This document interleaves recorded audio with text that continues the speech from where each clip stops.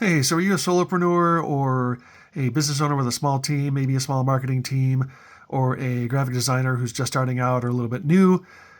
And let's say you don't know where to start. How do I do my layouts? What do I do with fonts, design elements? What format should I utilize?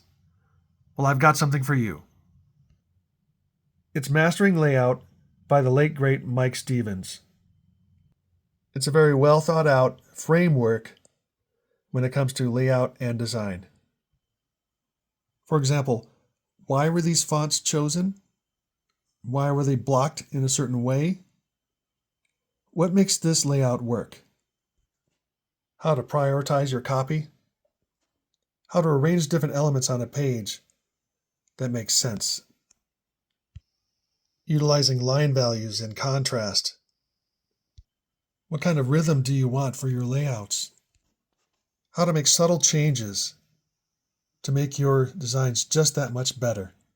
If you want to learn more about layout and design, or if you're serious about graphic design, definitely get yourself a copy of Mastering Layout by the late great Mike Stevens.